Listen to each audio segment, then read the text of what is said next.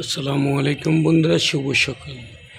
পশু পাখি হয়েও তার মাকে চিনছে, আমরা মানুষেও আমার মা বাবাকে আমরা চিনি না।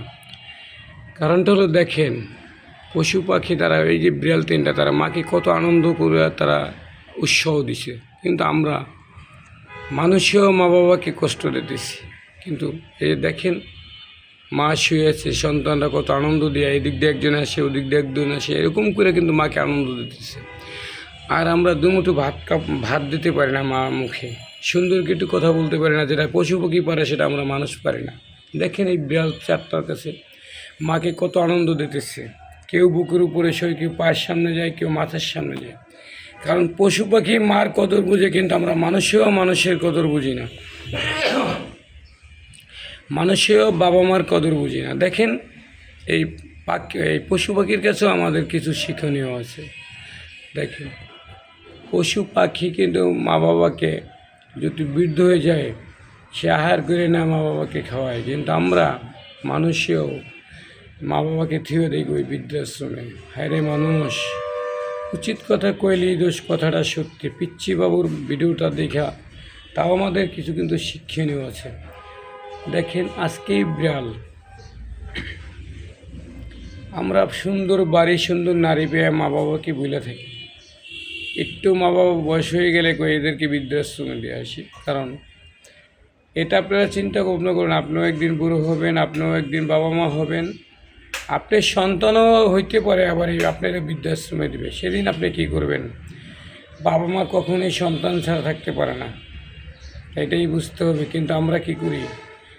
যদি বাবা মা দুজনে বেঁচে থাকে, দুইটা সন্তান থাকলে বাবা মাকে দুজনে দুই দিকে রাখি না, তারা বুড়ো বুড়ি, তাদেরকে সবসময় একাত্রে রাখবেন। কারণ বাবা মার একটা শখ, আহ্লাদ, কথা বলার মানুষ লাগে, কিন্তু সেটা যদি দুজন দুদিকে থাকে সেটা কিন্তু হয় না। তখন যে বাবা মা যদি বাঁচে 1 বছর, সে বাঁচবে 6 মাস, কারণ তাদের একটা মনের ভিতরে হাহাকার থাকে। তাই বয়স্ক বাবা মাকে যদি বেঁচে থাকে, তাদেরকে আনন্দ ফুর্তিতে রাখবেন, তাদেরকে একাত্রে রাখবেন, কখনোই তাদেরকে দুই দিকে রাখবেন না। হয়তো আমরা কি করি, দুইটা ভাই থাকলে মাকে নেয় একজনে, ভাইকে নেয় বাবাকে নেয় একজনে, না, এইভাবে করবেন না। যদি খাবারই আপনাদেরকে দিতে হয়, বাবা মা দুজনকে এক জায়গায় খাবার দিবেন বা দুজনকে একই জায়গায় রাখবেন, কারণ তাদের মনে একটা আনন্দ থাকবে। তাদেরও কিন্তু কথা বলার লোক লাগে। যখন বয়স হয়ে যায় ভাই, আমাদের কিন্তু বাচ্চাদের মতন মন হয়ে যাবে। বয়স হয়ে গেলে কিন্তু বুড়ো মানুষের মন থাকে বাচ্চাদের মতন, এইটা ওইটা খাইতে মন চায়। তাদের কিন্তু টাকা পয়সার দরকার হয়, কিন্তু অনেকেই মনে করে কি বুড়ো বাবা মা তারা তো অনেক খাইছে, এখন আবার তাদের কিসের খেতে হবে? না ভাইয়া, তাদের মুখগুলি হয়ে যায় একেবারে ছোট বাচ্চাদের মতন। দেখবেন অনেক সময় বুড়া বাবা মা এমনই কথা বলবে যে একদম ছোট সন্তানের বাচ্চাদের মতন। তখন কিন্তু অনেক মানুষ বুঝা বললাম, বাবা তুমি কিন্তু এখন পোলাপানের মতন কথা বলো। হ্যাঁ, ঠিকই বলছো ভাইয়া তুমি।